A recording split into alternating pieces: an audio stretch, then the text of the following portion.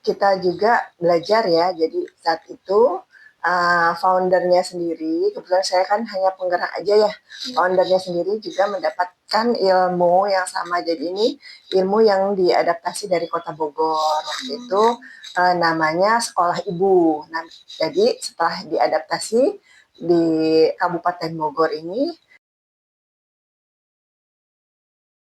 Assalamualaikum warahmatullahi wabarakatuh. Bertemu lagi dengan saya Khadijah Ainun Sandana di Cultural TV dengan narasumber spesial Bunda Laili Faiza.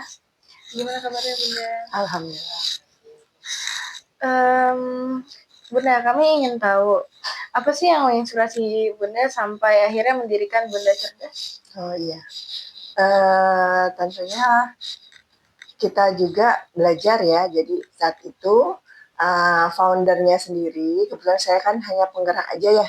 Foundernya sendiri juga mendapatkan ilmu yang sama. Jadi ini ilmu yang diadaptasi dari Kota Bogor. Waktu itu namanya Sekolah Ibu. Nah, jadi setelah diadaptasi di Kabupaten Bogor ini menjadi Sekolah Bunda Cerdas. Tapi tentunya saat di Sekolah Ibu itu pelajarannya parenting, lebih ke parenting gitu. Jadi kita memodifikasi menjadi belajar baca Quran, ditambah diselipin juga sih ada sedikit parenting, tausiah atau apapun.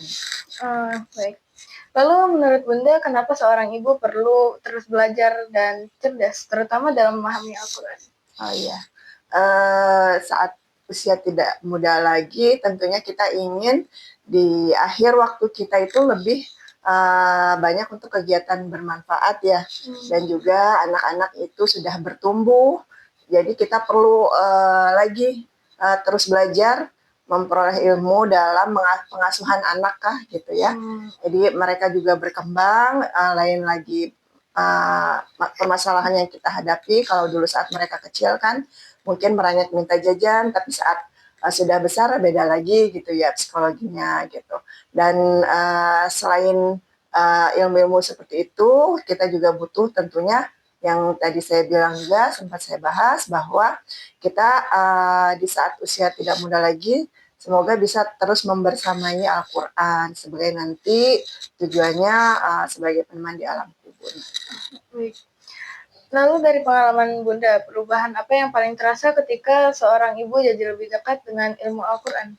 Oh iya, tentunya lebih tidak mau menyia-nyiakan waktu ya insya Allah. Karena dan juga ingin mencontoh Rasulullah gitu loh. Karena Rasulullah itu adalah sebaik-baik manusia dan yang akhlaknya itu seperti ada semua di Al-Quran gitu ya. Jadi kita dengan mempelajari Al-Quran dan juga mentadaburinya, kita lebih tahu sejarah-sejarah yang ada di Al-Quran maupun adab-adab yang perlu kita ikuti gitu ya. Lalu untuk para remaja, apa pesan Bunda supaya sejak muda bisa menyiapkan diri menjadi pribadi yang cerdas dan berpegang pada Al-Quran? Oh iya. Untuk remaja-remaja ini karena Bunda kan mengajarnya kan sudah usia di atas 40. Jadi banyak yang belum baru start gitu belajar Al-Quran. Dan untuk remaja diharapkan sayang sekali manfaatkan waktu dengan sebaik-baiknya gitu ya.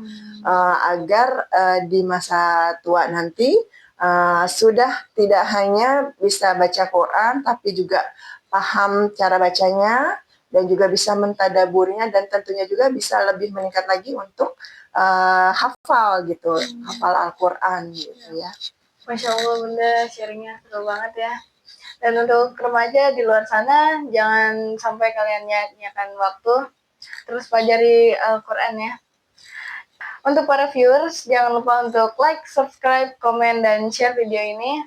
Saya Khadijah Enomi pamit. Wassalamualaikum warahmatullahi wabarakatuh. Waalaikumsalam.